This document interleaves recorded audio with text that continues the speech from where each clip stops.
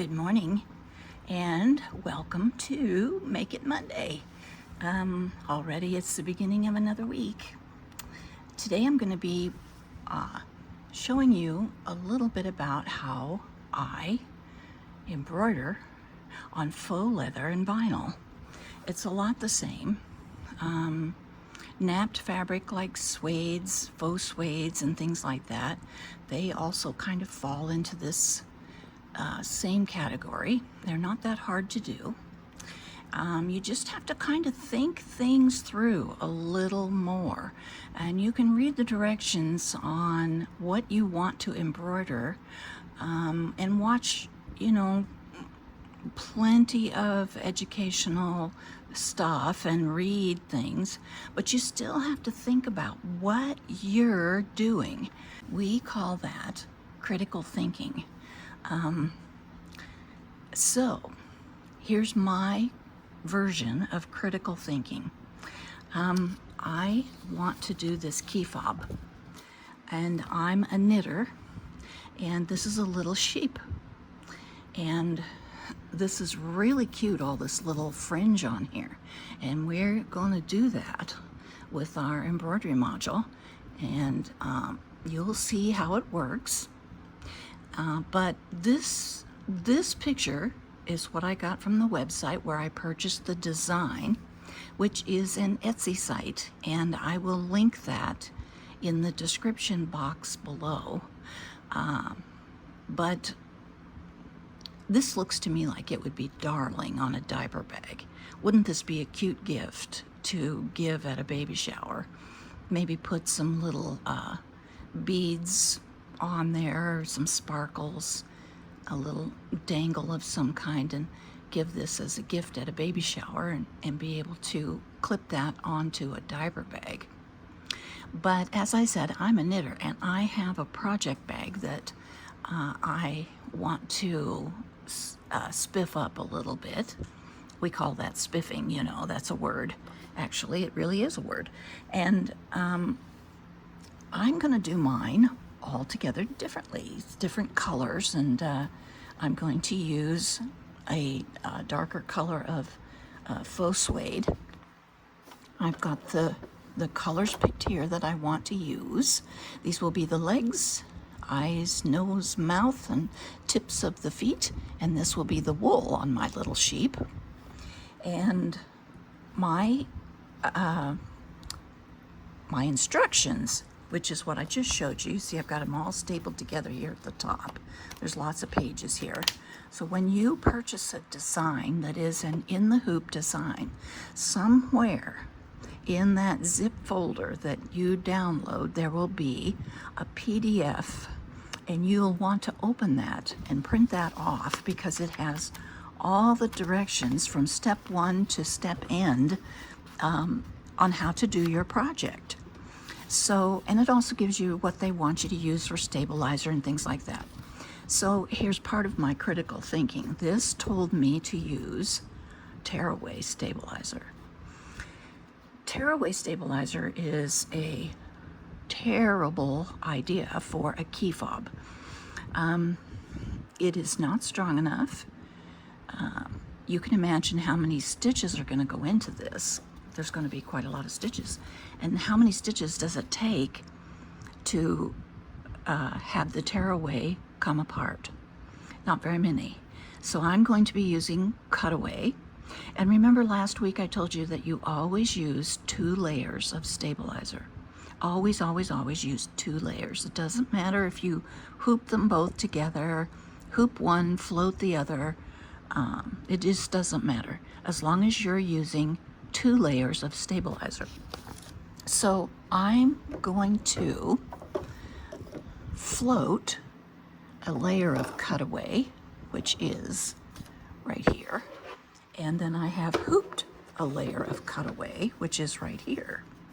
And I used a little bit of 505 spray, and that's this here, a little 505 spray, and I put that on the back of my faux leather here, and just put it down in here a little bit, and I'm floating my faux leather on the top of the hoop. And I'm going to show you how to put in a basting box. You'll notice, here's my hoop. My hoop is going straight up and down. See my stabilizer across the top is straight in the hoop. My fabric is crooked in the hoop. So this is something else you have to think about. When you purchase a design, if it isn't stitching so that it's mostly with the grain, the major part of the design is mostly with the grain of the fabric. You know, this stuff stretches a little bit. Not so much one way, a lot the other way, just like fabric. So this, going this way, is the straight grain of this faux leather. And my key fob is going to stitch out in the hoop this way. In fact, let's pull it up and you'll be able to see it on my screen. So I have it on my USB stick, which is over here. Here's my USB stick. I've downloaded it and moved it to my USB stick. And it's on my machine. So I'm going to go here to my USB stick, which has too many things on it. Don't do that. And here's my key fob, sheep key fob. See how it's angled? That's the way it's going to stitch out in my on my faux suede. So we don't want to edit this at all because it's the size we want. The digitizers don't suggest that you change it in any way. So I'm going to send it to my machine and say, yep, that's what I want to do. So you're seeing that my, I'm going to just scoot this over. You're seeing that my machine is asking me a question.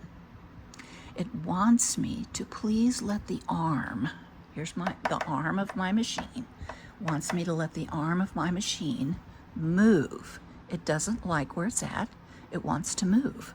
This is not what you see when it's time to put the hoop on. This is the arm asking to move. So let's say, okay, you go ahead, you can move. And there it went. Now, that's the screen you see when it's asking to please have you put the hoop on. So I'm going to slide my hoop under here and put it on. And my machine is asking now, could it please move to the first stitch? I say, okay, there we go. Looks pretty good. I got a green light. And in addition to floating this under here and the 505 spray, I am also going to stitch a basting box. And I'm going to show you how to do that. But I'm going to I'm just sliding this extra piece of cutaway underneath my hoop. And the stitches will catch it. And let's see, what am I going to use first? Oh, this, yeah. I got to thread my machine. So remember last week, we went through in last week's Make It Monday, I talked to you a lot about threading your machine, winding your bobbin. I do have my yellow bobbin case in today, which is what you should have too if you really want super great embroidery. Definitely invest in your yellow bobbin case. So yeah, there we go. So I'm threaded up. I have black thread, which is 60 weight in my bobbin, and I have 40 weight embroidery thread in my top thread. And I'm using a 9014 organ needle. So I want to put a basting box around this because even though I'm trying to minimize buckling and puckering and things with this fabric, with this embroidery going to go on here all crooked, I still want to do everything I can to try and stabilize this. So I'm going to bring up my bobbin thread. So you'll hit your needle up down key to do that. You've probably seen me do that a lot if you've watched very many of my videos. So now let's go ahead and put a basting box around this. So let's look at the screen. And this little guy right here at the top, see that little stitched box? We're gonna tell my machine that we want to do that. It says, okay, we can do it. So here we go. I'm gonna go ahead. Let's see, I better move I brought my bobbin thread up over on that other side. I better scooch it over this way. We don't want to have a mess on the back.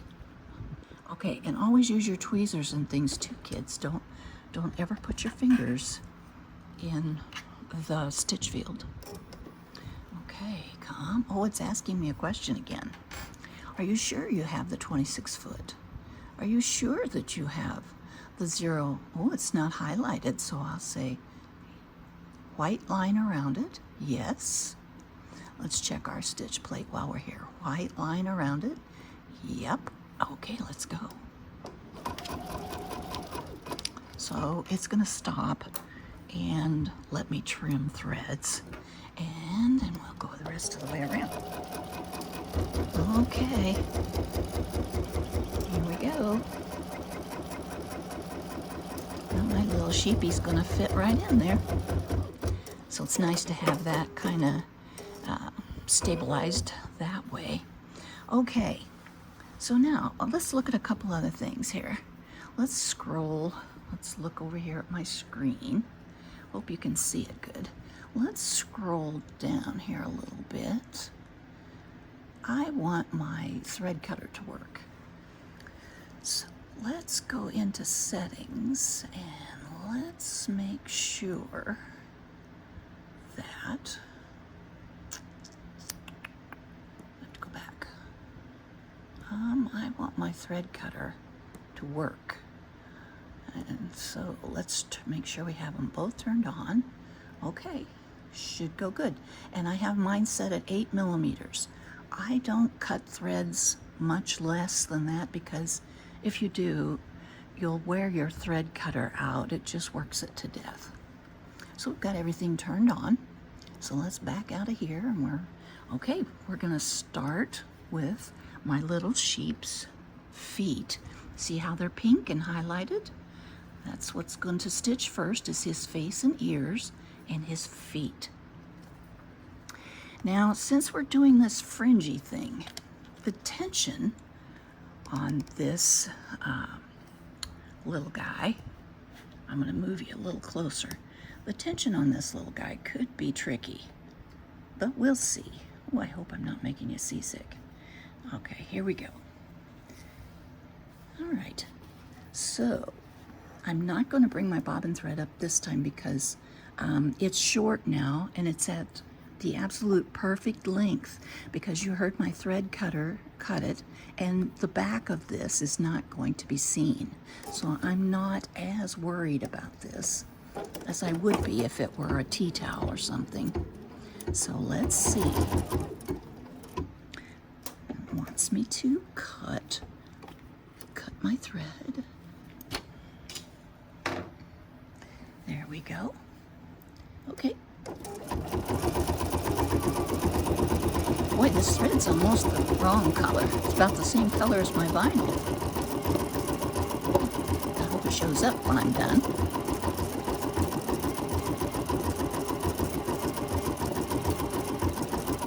Yeah, this will be cute on a knitting project bag.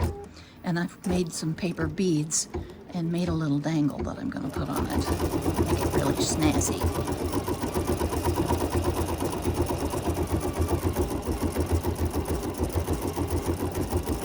So we have 2 layers of stabilizer, plenty of stabilizer. We have a basting box.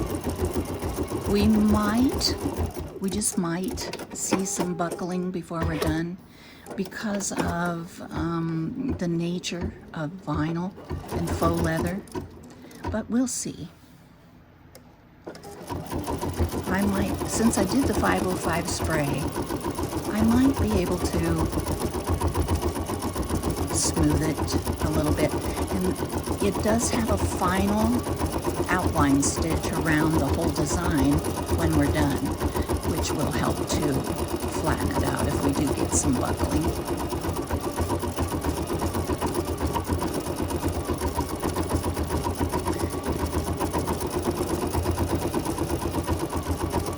But we'll go along, we'll see how it works. Key fobs are so much fun to make. They're great for using up scraps of stabilizer and scraps of fabric and vinyl and cork. You could make one of these out of cork and it'd be so cute.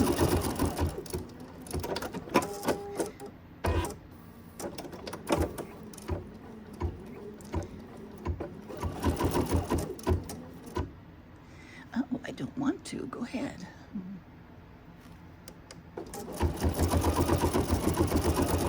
It asked me to please cut a thread, but I didn't see one big enough to worry about.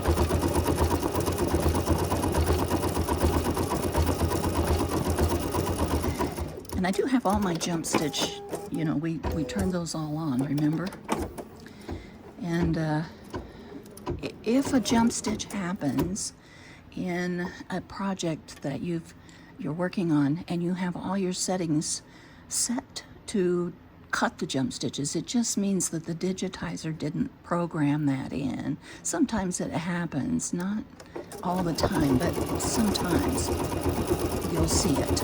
It just depends on what kind of decision the digitizer makes when they're in the middle of it. Digitizing is kind of a very, very highly technical thing. I don't know how to do it. I just know the kind of the tip of the iceberg. That's about it.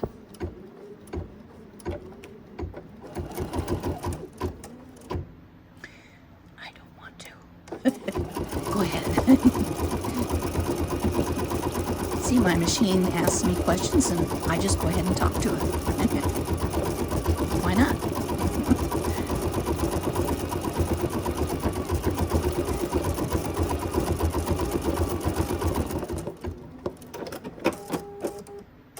Okay, so I'm going to see if this is, yep, it's cut. It just has a thread tail. No wonder it stopped and wanted me to trim it, huh? So I'm going to trim that, and I'm going to trim that. And there's a little tiny jump stitch right here, which is, whoops, sorry, smaller than 8 millimeters. That's why it didn't cut it. Okay, it's time to change thread, so I'm going to do that, and I'll be right back. Okay, I've changed threads, and it's time to start stitching the wool on my little sheep. It'll stop in a minute and ask me to trim. So we'll do that. I'll raise my presser foot up so I can see what I'm doing. Make sure I trim the right thread, huh? Okay, here we go. And I want you to see my screen. You can see that my screen has changed. And now you see that we're stitching the wool on the sheep. And you can see right where the needle's going. The little cursor is moving along. And we'll go back down here. And watch it stitch out a little more. It's doing some knockdown stitches here, but yeah, they're necessary for, you know, because we're going to put this fringe on top. And believe it or not, this fringe is going to be cut from the back side, not the front. Okay, I will this time. It says, please cut my thread. Okay, I will. And I see a little bit of my bobbin thread up through there. And I don't like the looks of that. Very good. And so, there we go. Let's try that.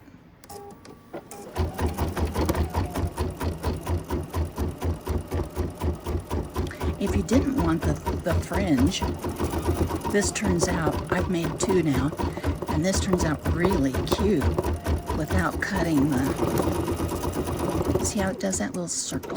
Kind of that little circle there? That's securing all that thread so that you can cut it and it won't come out. And each time it makes one of these little fans, it does that little circle at the bottom to secure the thread. It's kind of a neat little file.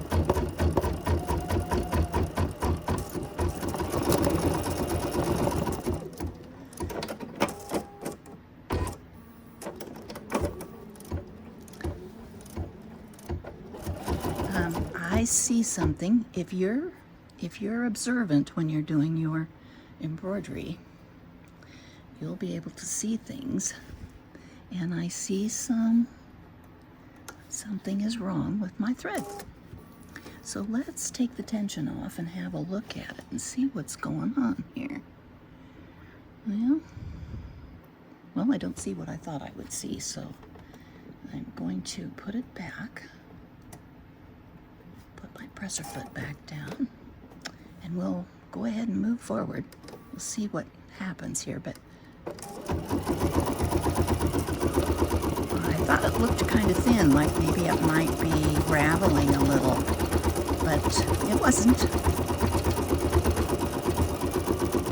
But that's a good thing to kind of watch for when you're working with your machine. I usually go do something else while my machine embroiders. I stay in the same room, but I don't sit and babysit it all the time. But I did see that, and I thought, must just be the way the light is shining on the white thread.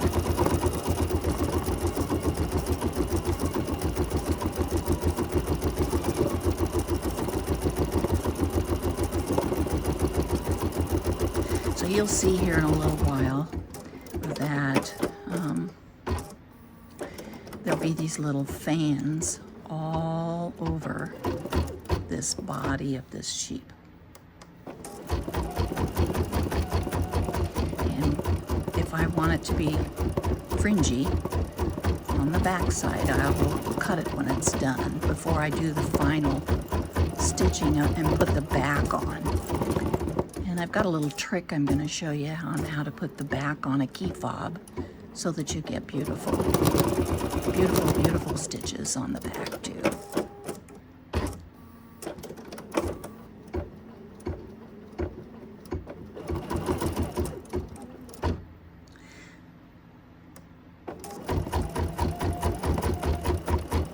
So now we're looking at about 18 minutes of stitching these little fans on the body and the head of my little sheep.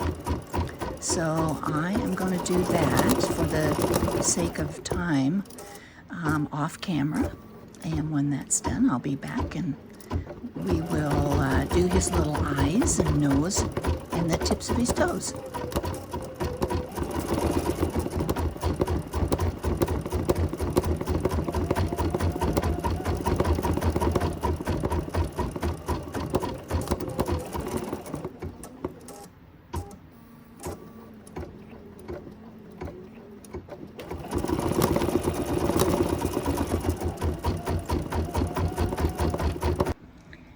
My little sheep is all stitched out, all these little fan shapes all over it. I kind of like it. I might not cut it. Okay, so I'm going to do his toes on his feet, his eyes, nose, and mouth. And all of this is lined out in that PDF that I told you to print off. Step 1, step 2, step 3. You just go through the steps.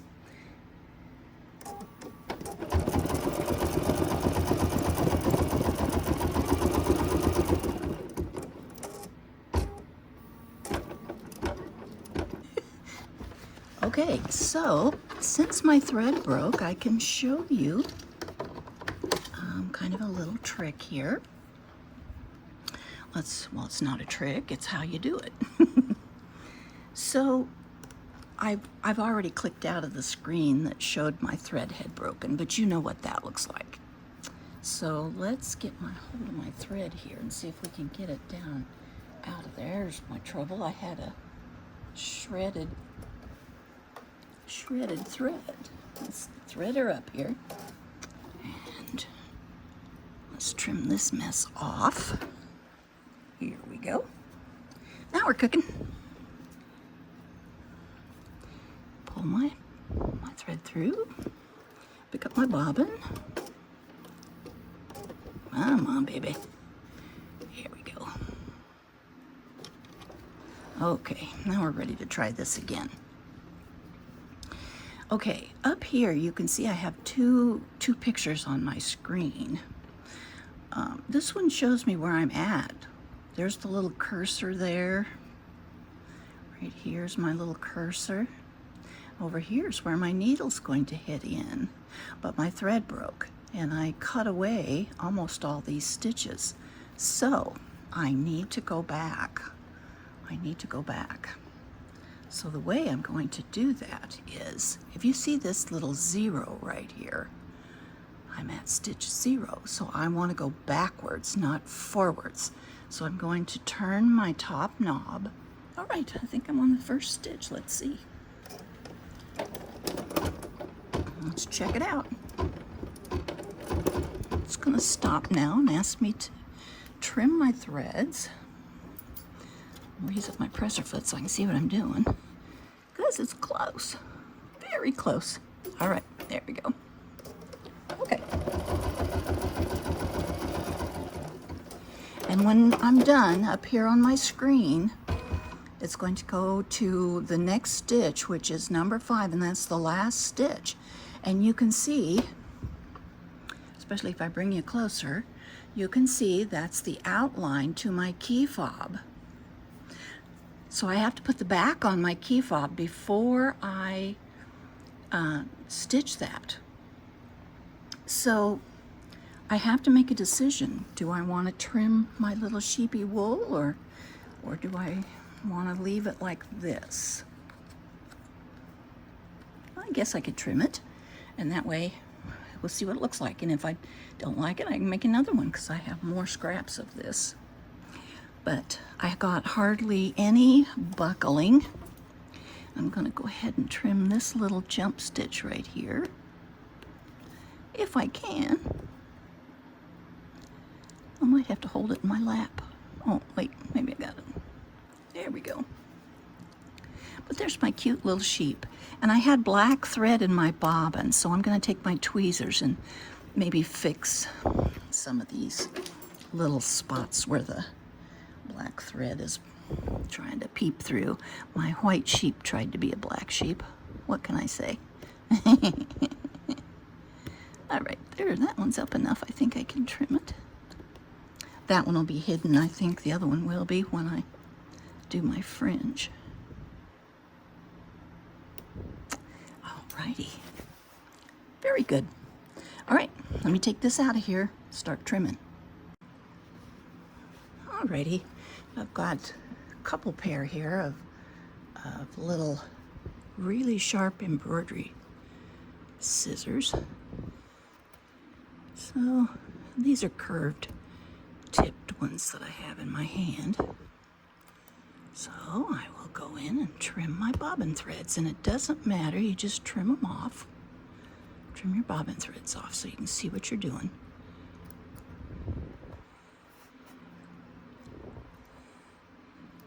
Ooh, I don't know, maybe these scissors aren't very sharp.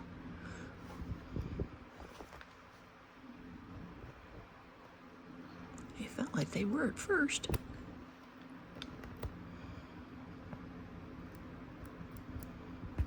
Let's try the other pair. I think those need to be sharpened. Yeah, that's better. So I'm just giving this a haircut on the back. But I'm going to go under some of these stitches here and cut them. So I hope you can see this.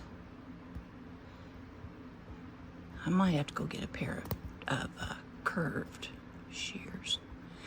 And the directions on the PDF say to start in the middle, but I mean, you know I'm a rogue. I'm starting on the outside.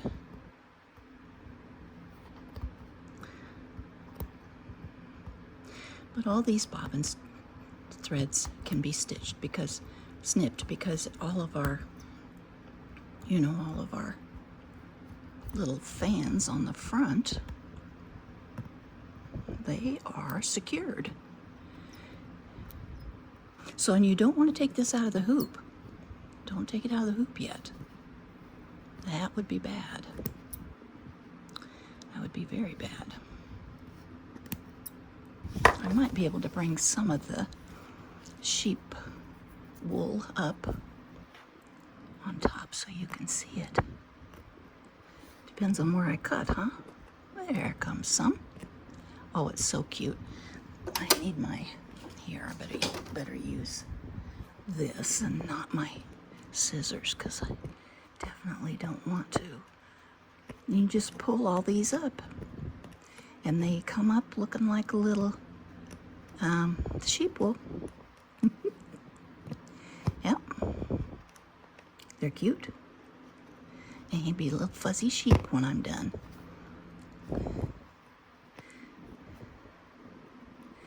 So, and if your sheep wool doesn't come up, just go around on the back and look and make sure you've got all that trimmed. I don't know where I stopped back there, but you'll be able to tell when you get. And I should have used a lighter thread in my bobbin. I'll do that another day. Another day. This just gives you an idea how it's done. So you cut it from the back and you fluff it on the front.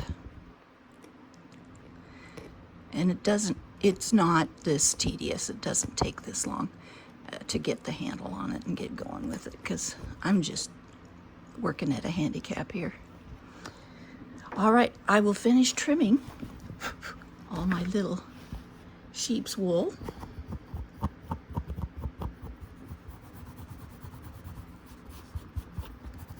There's his little top knot. He's coming along. I'll trim all my little sheep's wool, and then I'll be back. So I'm just getting the last of my little sheep loops for his wool up and on top. So you can kind of see how these are all little loops. So, you shouldn't have, like, here's one loose thread here. I probably pulled too hard. And then you'll have a lot of little, you might want to go over it with a sticky roller when you're done. And clean him up a little bit. So there's my sheep. Now it's time to put the back on, and I told you that I would share a little trick with you. So the back is going to have to go on the same way as the front, so that we have the straight of grain going, so that it's, see, I stretched it to check it. So I want to make sure that's going the right way. So, and you can pin it, or you can tape it, or whatever you want to do. I will pin mine, and I'll pin, let's see, I'll pin it on the top. I'll pin it down clear out of the stitch design area. And as you can see how I'm doing that. And then I'll pin at the other end. So when you're working with faux leather or vinyl, or anything that has a surface that is going to kind of drag on the bed of your machine. See, I can hardly push it. I'm really trying. So when this goes around,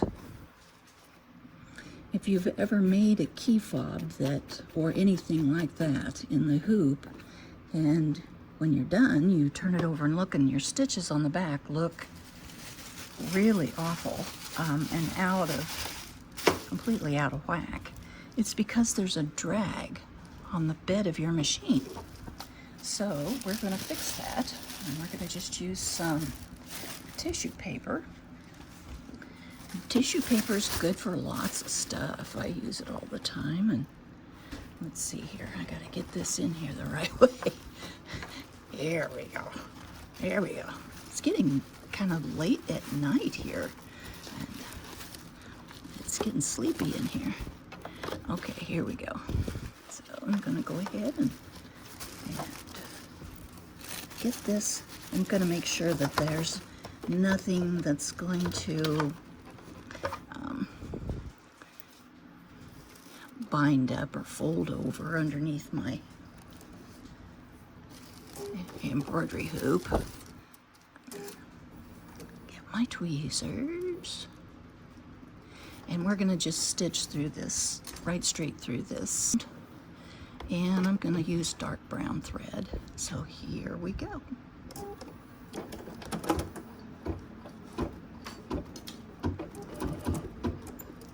And my little key fob is so cute. I love it. It's going to look darling on my knitting bag. Little sheep.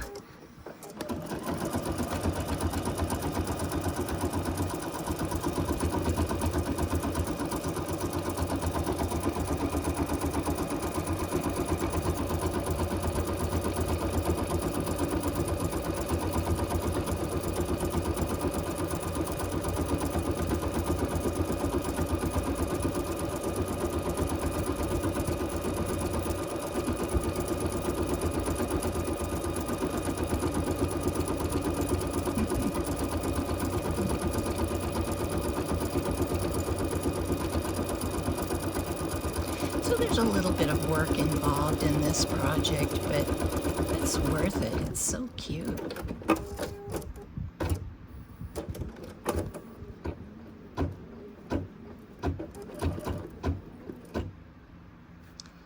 I don't need to. And it's nice, this digitizer even put in the little markings for where you're going to need to put your snapped tab closures, your little snaps on there. So she put some little markings on here for you, and you don't have to do that.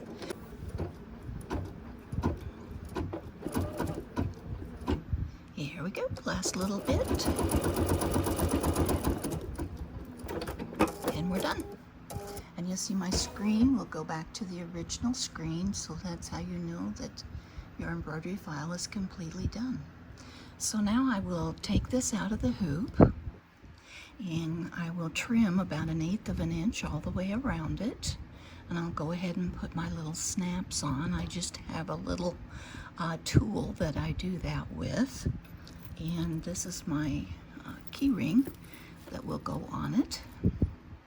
And I will attach my little paper beads to this little bullet on here, and they'll kind of dangle down, so it's going to be really cute. I'll finish it up and we'll take a look. And I got a jump stitch. Better cut that.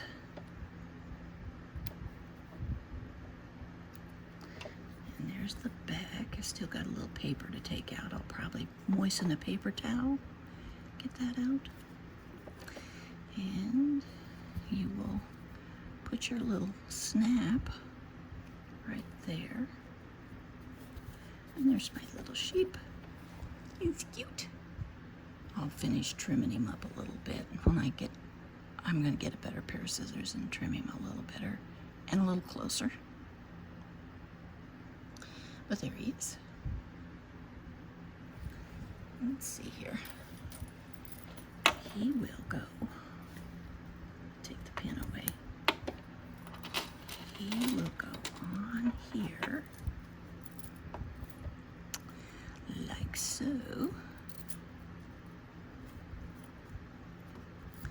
And then I'll put a paper bead dangle on here and put him on my knitting bag. There we go, my little sheep. All right, Thanks for coming along with me on Make It Monday. Hope you have a great week. See you next time.